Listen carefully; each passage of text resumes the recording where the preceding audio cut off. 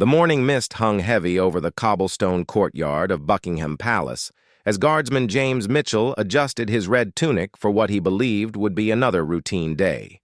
At 24 years old, James had served as a member of the Queen's Guard for 3 years, standing motionless for hours in his iconic bearskin hat, becoming a living statue that tourists from around the world came to photograph. His dedication to duty was unwavering, his record spotless, and his commitment to the crown absolute. James came from a military family in Yorkshire. His father had served in the Royal Navy, his grandfather in the RAF during World War II. The tradition of service ran through his blood like the rivers that carved through the Yorkshire dales of his childhood.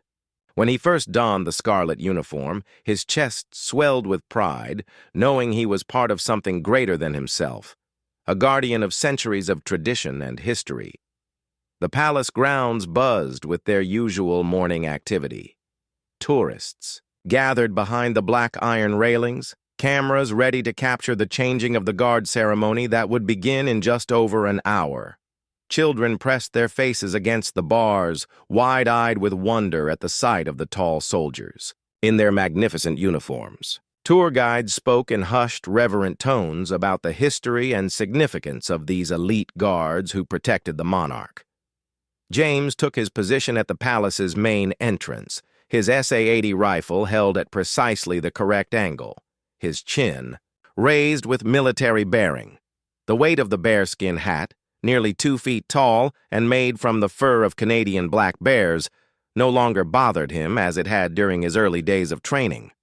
He had learned to breathe steadily beneath it, to ignore the sweat that would inevitably form on his brow during long summer watches, to maintain perfect posture despite the physical demands. As the clock tower chimed 9 o'clock, James noticed unusual movement near the palace's side entrance. A convoy of black vehicles with tinted windows had arrived, their engines still running. This wasn't part of the scheduled activities he had been briefed about during the morning inspection. Palace. Security moved with purpose, creating a clear pathway from the vehicles to the entrance.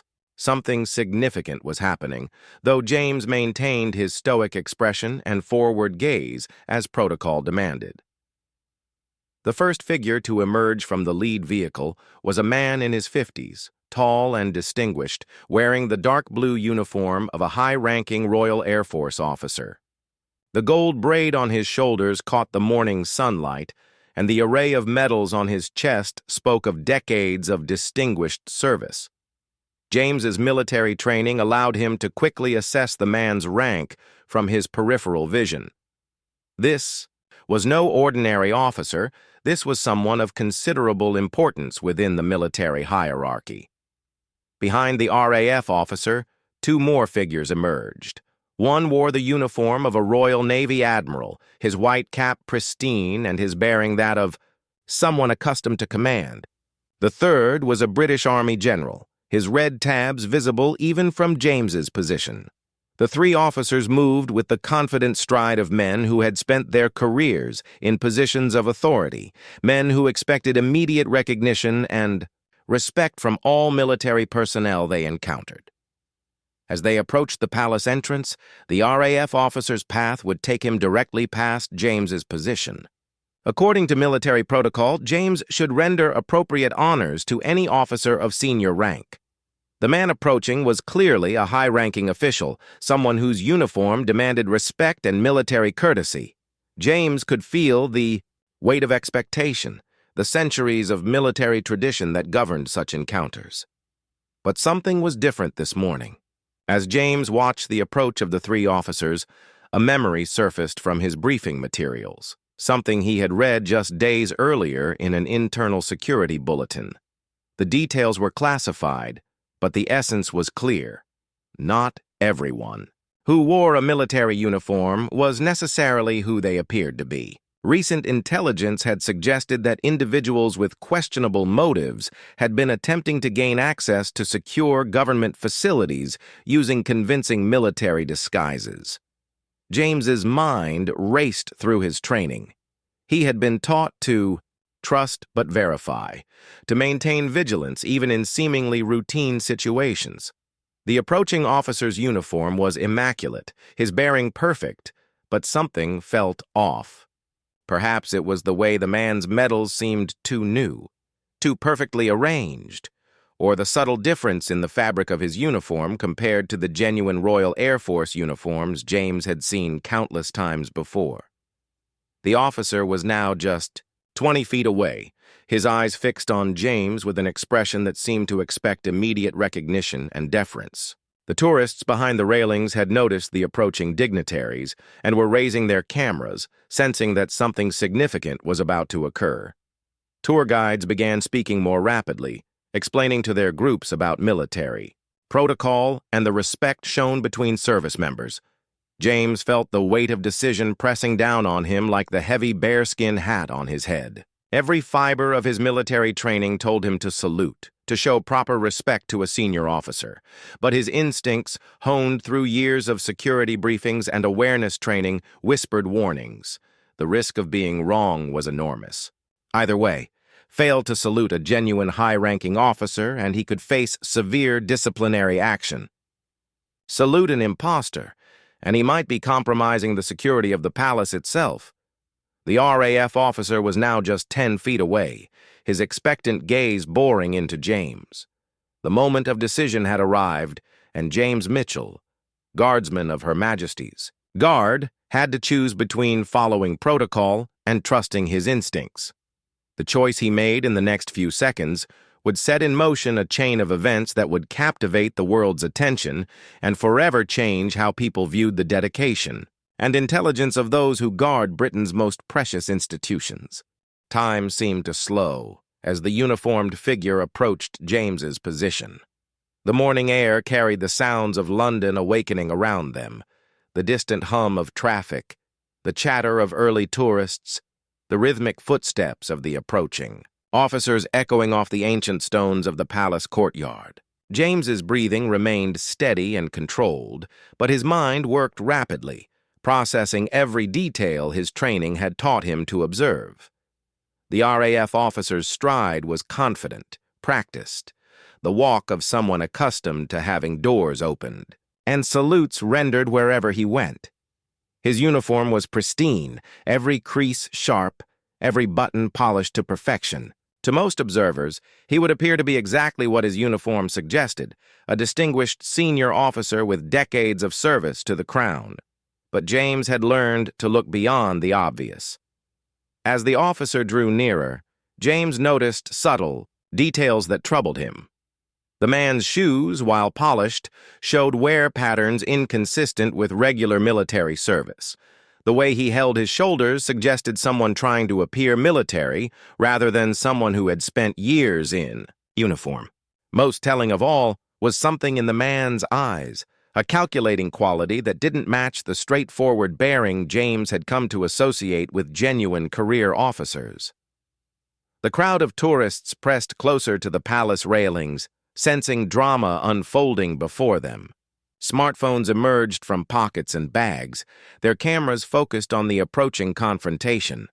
What they were witnessing was about to become one of the most viewed videos in social media history, though none of them knew it yet.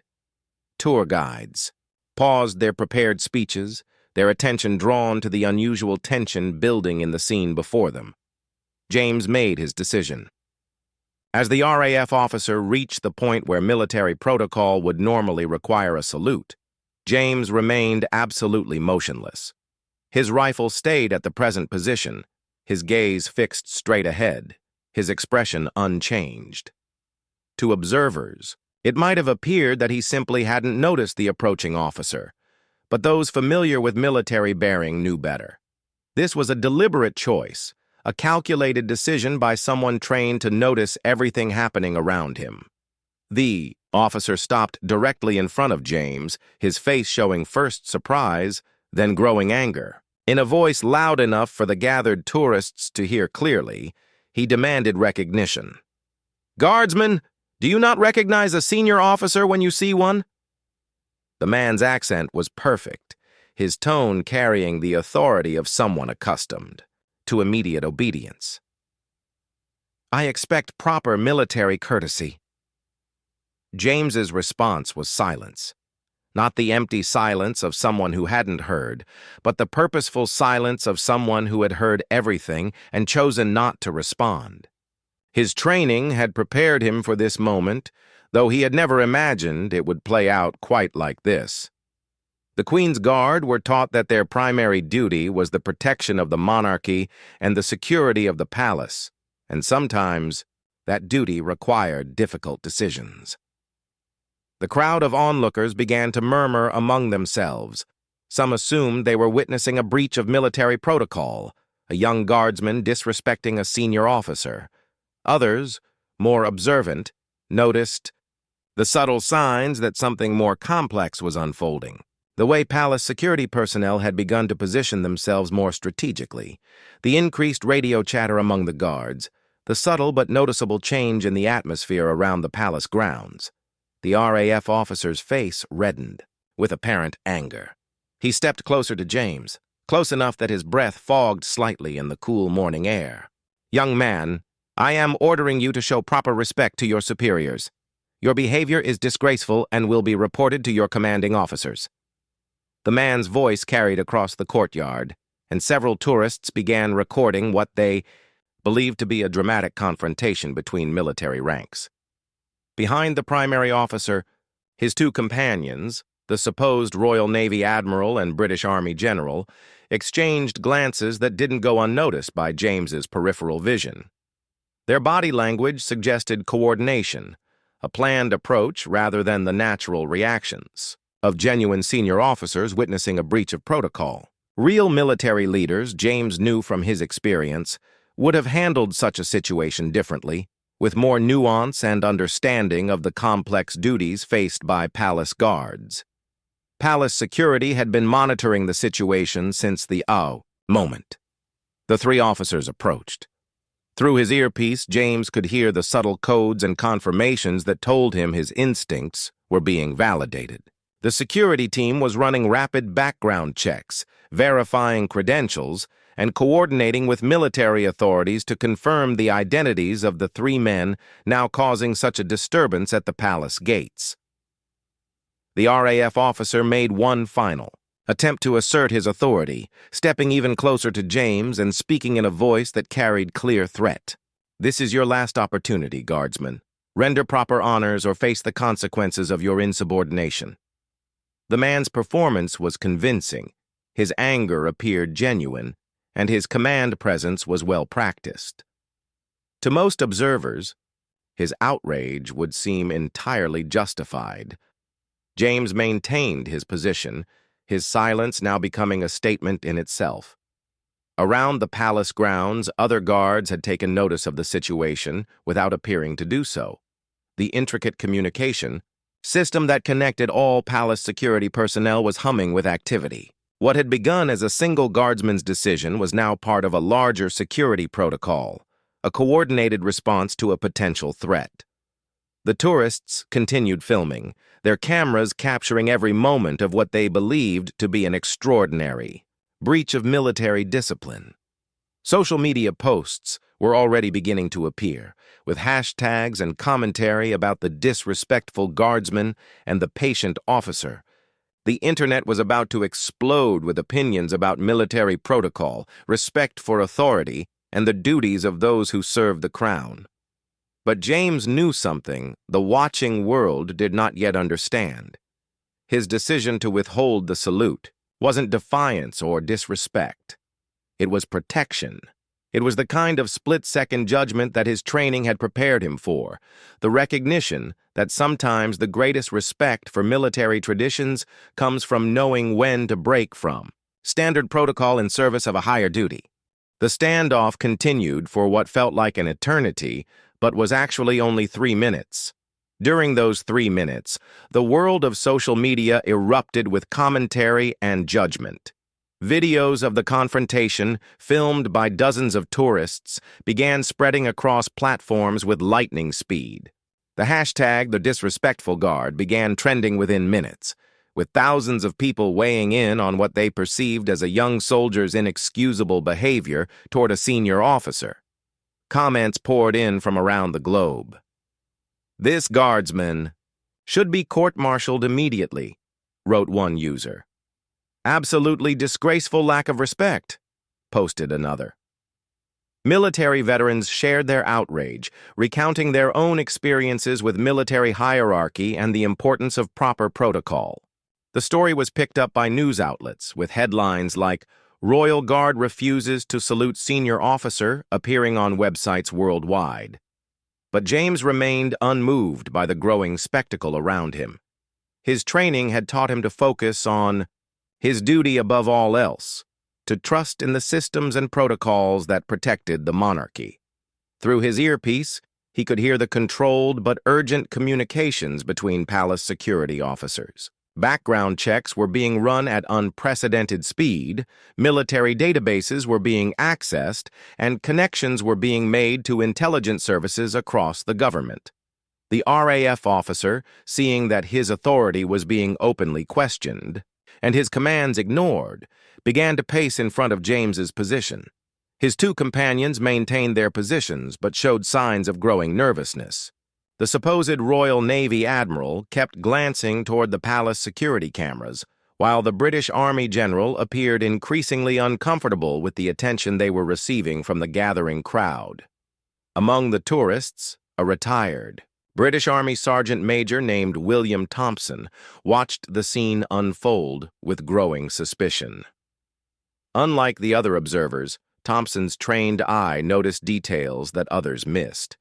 The way the three officers stood together suggested coordination, rather than the natural hierarchy that would exist between genuine senior military personnel from different services. Their uniforms, while impressive, showed inconsistencies that a career military man would spot immediately.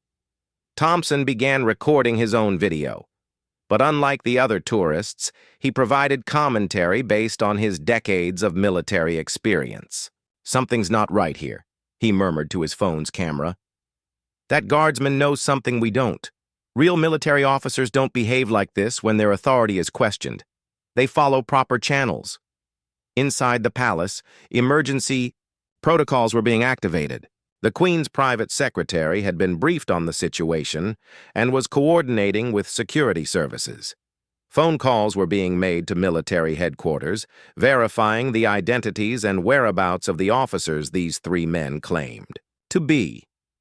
The results of these inquiries were beginning to paint a very different picture from what the uniformed figures had presented. The breakthrough came when military personnel records showed that the real RAF officer, whom the imposter claimed to be, was currently on deployment in Cyprus and had been there for the past 6 weeks. The Royal Navy Admiral's actual counterpart was documented as being in meetings at the Ministry of Defense at that very moment. The British Army General's identity had been stolen from a retired officer who lived in Scotland and hadn't worn his uniform in over 5 years. Palace security moved with practiced efficiency. Additional personnel, dressed as maintenance workers and tourists, began positioning themselves around the courtyard. The three imposters had no idea that they were now completely surrounded by some of the most highly trained security professionals in the world. The operation to apprehend them would need to be handled carefully to avoid panic among the genuine tourists and to minimize any potential for violence. James felt a subtle vibration in his earpiece, a coded signal that told him his instincts had been correct and that action was about to be taken. Relief flooded through him, though his expression remained unchanged. The weight of his decision, the knowledge that he had risked his career on his training and intuition, began to lift from his shoulders. The RAF imposter made one final attempt to assert control over the situation.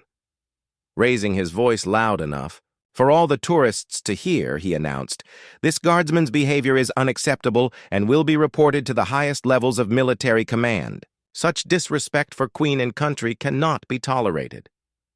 His performance was masterful, and many in the crowd nodded in agreement, their phones still recording what they believed to be justified outrage from a decorated military officer.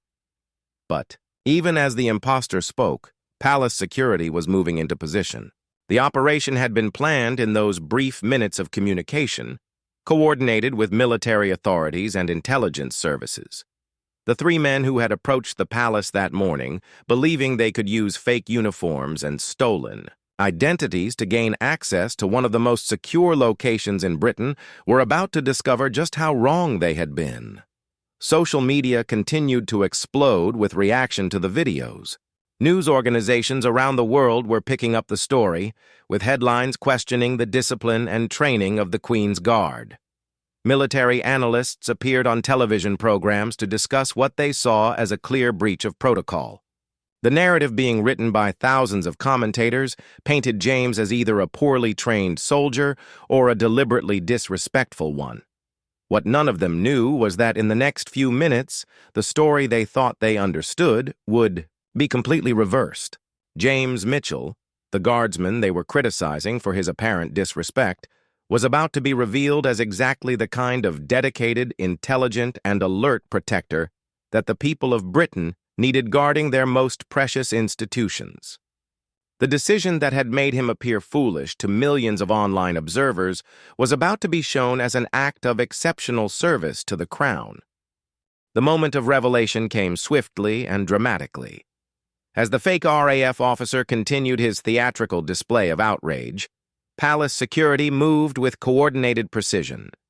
What appeared to be ordinary maintenance workers suddenly revealed themselves as armed security personnel. The tourists who had been filming the confrontation found themselves gently but firmly moved back by individuals who had seemed like fellow sightseers just moments before. "Gentlemen, please remain calm and place your hands where we can see them," announced the lead security officer, his voice carrying absolute authority. The three impostors froze, their carefully maintained military bearing evaporating in an instant.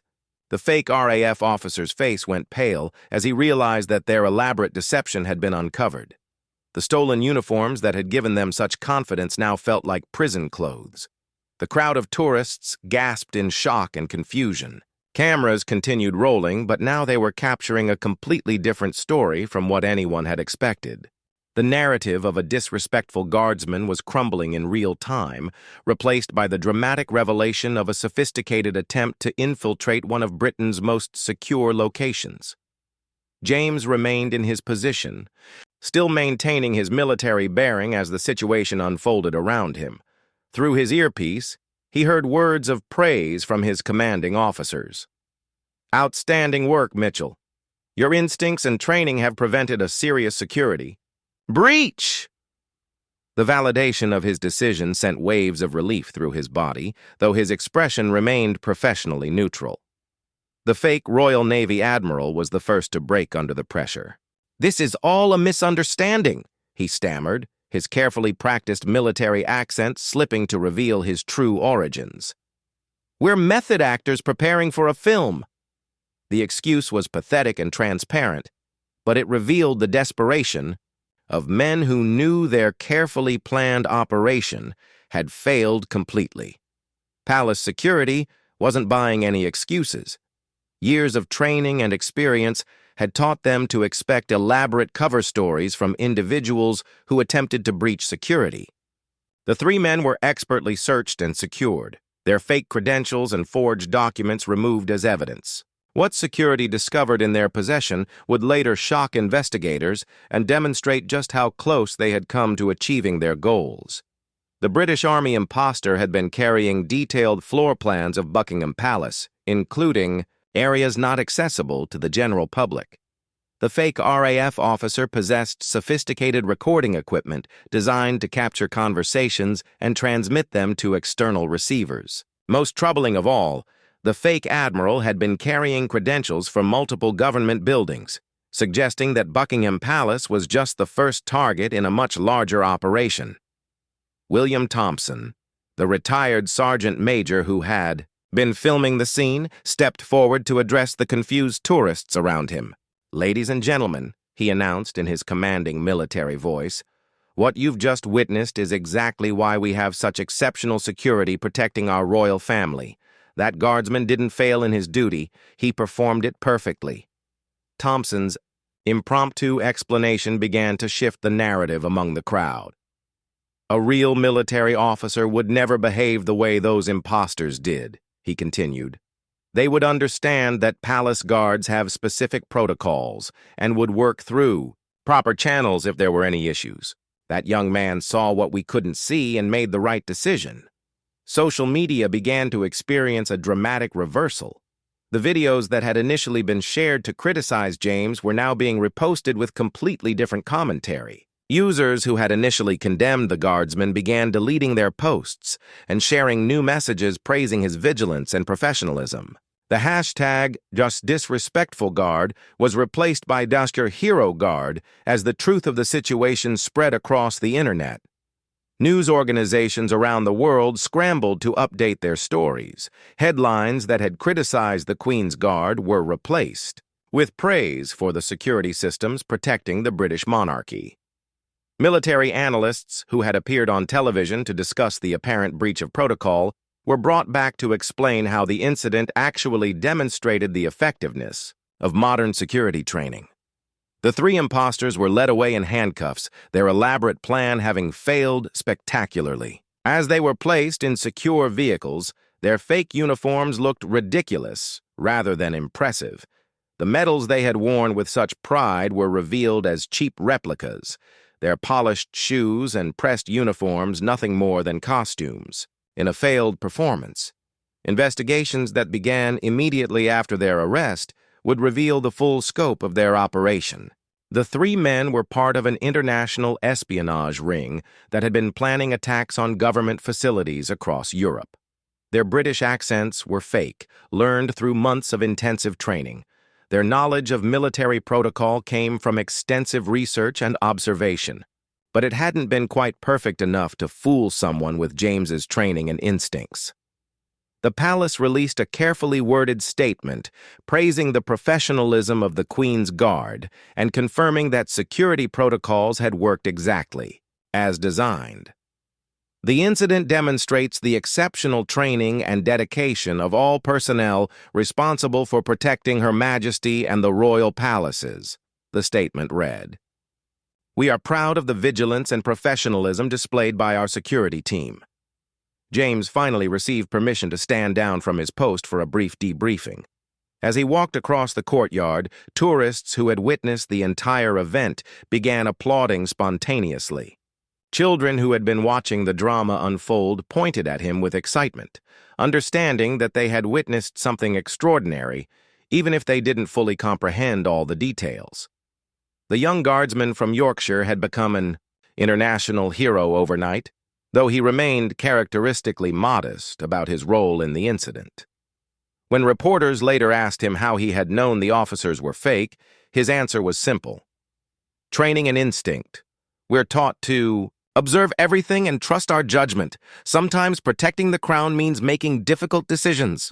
In the days following the incident, James Mitchell found himself at the center of a global media phenomenon that extended far beyond anything he could have imagined when he first put on his red tunic that morning. News crews from around the world descended on London, all wanting to interview the guardsman who had prevented a major security breach through his quick thinking and adherence to training protocols. The investigation into the three imposters revealed a web of international intrigue that read like something from a spy novel. Intelligence services across Europe had been tracking the espionage ring for over 2 years, but the group had proven remarkably elusive. Their attempt to infiltrate Buckingham Palace represented their most ambitious operation yet, one that could have provided them with intelligence about royal security procedures, building layouts, and communication protocols. Detective Chief Inspector Sarah Williams, who led the investigation, briefed the media on the sophisticated nature of the plot. These weren't amateur criminals trying their luck, she explained. This was a professional operation involving stolen identities, forged documents, and months of preparation. The uniforms alone cost thousands of pounds and were virtually indistinguishable from the genuine articles. The fake uniforms had been created by a tailor in Prague who specialized in military replicas for film productions. The medals were precise reproductions of actual honors, manufactured by a workshop in Berlin that typically supplied theater companies and museums. Even the shoes had been specially treated to achieve the exact appearance and wear patterns expected from career military officers. What made the operation particularly dangerous was the sophisticated technology the imposters had been carrying.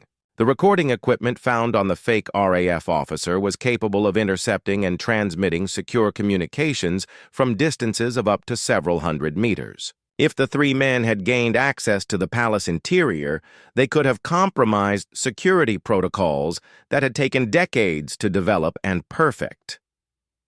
Intelligence analysts discovered that the group had been monitoring palace activities for weeks before their attempted infiltration.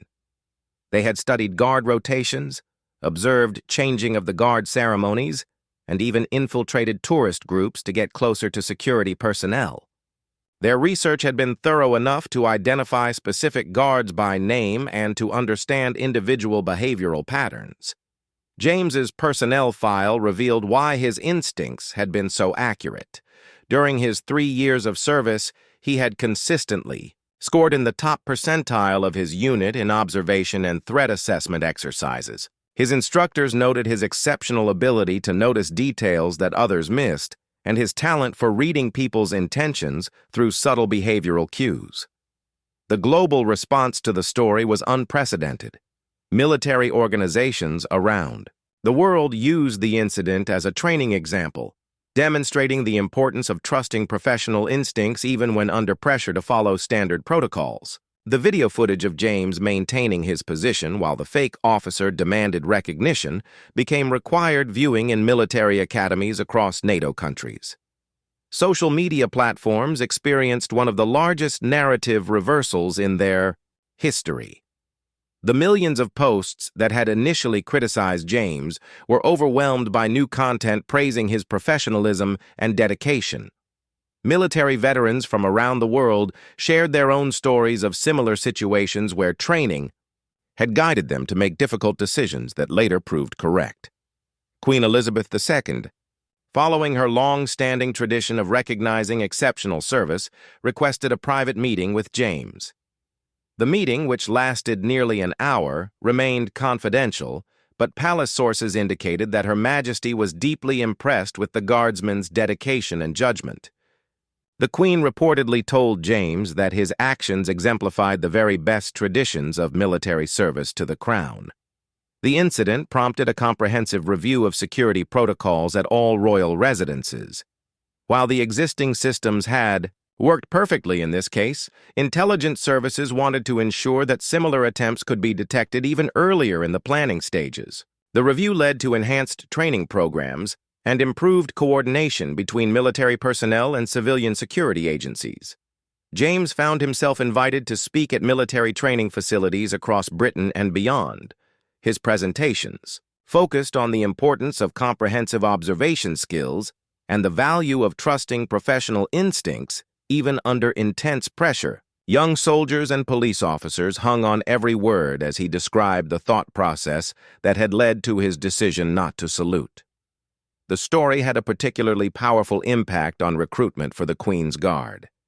Applications increased by over 300% in the months following the incident, with many young people citing James's example as their inspiration for wanting to serve. Military recruitment officers noted that the quality of applicants also improved significantly, with many candidates demonstrating enhanced awareness of security issues and military protocol. International security conferences began featuring presentations about the Buckingham Palace incident, as it became known in professional circles. The case study was particularly valuable because it demonstrated how individual training and judgment could serve as crucial final lines of defense even within the most sophisticated security systems. The three imposters were eventually sentenced to lengthy prison terms for espionage, attempted breach of national security, and fraud. During their trials, it was revealed that their operation had been funded by hostile foreign intelligence services seeking to understand and potentially compromise British royal protection protocols. The sentences sent a clear message to other groups that might consider similar operations. James received numerous honors and commendations for his actions, though he consistently emphasized that he had simply done what his training had prepared him to do. When asked about becoming a global symbol of military excellence, he replied with characteristic humility, "Every member of the Queen's Guard would have made the same decision. We're all trained to put duty above everything else." 5 years after the incident that made him famous around the world, James Mitchell had completed his service with the Queen's Guard and moved on to a new role within the British military. He had been promoted several times, his exceptional judgment and dedication recognized through rapid advancement through the ranks. The young man from Yorkshire who had once stood motionless outside Buckingham Palace was now a training instructor, responsible for preparing the next generation of soldiers who would protect the realm. The impact of that crucial morning continued to resonate throughout military and security organizations worldwide. The incident had become a cornerstone case study in professional military education, referenced in training manuals and discussed in classrooms from Sandhurst to West Point. Military historians had already begun including the story in their accounts of how modern security systems adapt to evolving threats. James often reflected on how a single moment of decision had changed not only his own life, but had influenced military training across the globe. The hundreds of letters he received from young soldiers, security personnel, and police officers around the world testified to the lasting impact of his example. Many wrote to thank him for demonstrating that following one's professional instincts, even under intense pressure, was not only acceptable but essential. The security improvements implemented after the incident had proven their value multiple times. Enhanced screening procedures and improved coordination between agencies had detected and prevented several other attempted infiltrations of government facilities across Britain. The lessons learned from the 3 imposters had made the entire country more secure, with benefits extending far beyond the protection of royal palaces. The original video footage of James maintaining his position while the fake officer demanded recognition had become one of the most watched videos in internet history, viewed over 500 million times across various platforms. Documentary filmmakers had created award-winning films about the incident, and the story had been adapted into books, television programs, and even an opera performed at the Royal Opera House. Tourism to Buckingham Palace had increased dramatically. In the years following the incident, visitors came not only to see the traditional pageantry of the changing of the guard, but also to witness the professionalism and dedication of the men and women who protected the monarchy. Tour guides regularly told the story of James's quick thinking, and the spot where he had made his crucial decision had become an unofficial point of interest. The 3 imposters had served their sentences and been deported to their countries of origin. But their failed operation had lasting consequences for international espionage efforts. Intelligence services reported that the public attention given to the case had made similar operations much more difficult to plan and execute. The story had educated millions of people about the sophisticated nature of modern security threats. James had married his longtime girlfriend, Sarah, in a ceremony attended by many of his former colleagues from the Queen's Guard. The wedding received significant media attention, not because James sought publicity, but because the public remained fascinated by the man who had become a symbol of dedication and professionalism. The couple settled in a quiet village in Yorkshire, not far from where James had grown up. In his role as a training instructor, James found deep satisfaction in passing on the lessons he had learned to younger soldiers.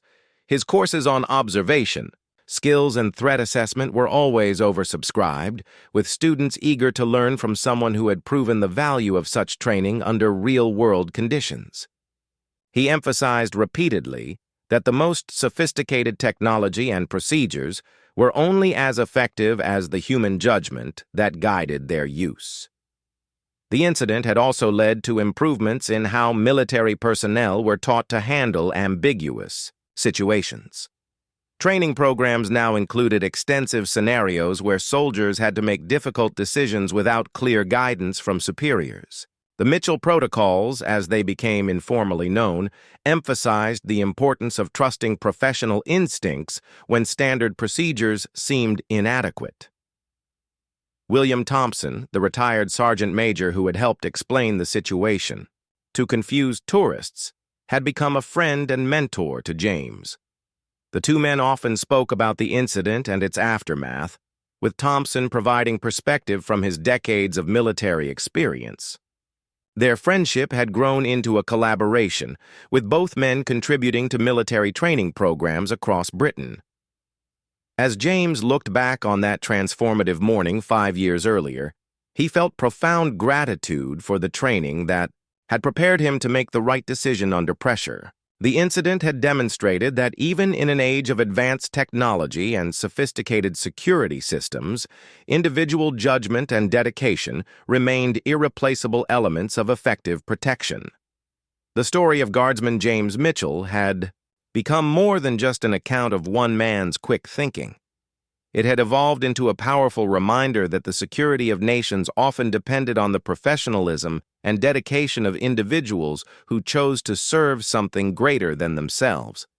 In an uncertain world, the image of a young soldier maintaining his post and trusting his training had provided millions of people with confidence in the institutions that protected them. The red tunic and bearskin hat that James had worn that morning were now displayed in the Guards Museum, accompanied by a plaque describing the incident and its significance. School groups visiting the museum learned about the importance of military service and the dedication required to protect democratic institutions. The uniform had become a symbol not just of tradition and pageantry, but of the intelligence and vigilance required in the modern world. James Mitchell had returned to a quieter life, but his legacy continued to influence how military and security personnel around the world approached their duties. The young man who had once stood guard outside Buckingham Palace had shown that sometimes the greatest service came not from following orders, but from having the courage and wisdom to know when those orders needed to be set aside in favor of a higher duty to protect and serve.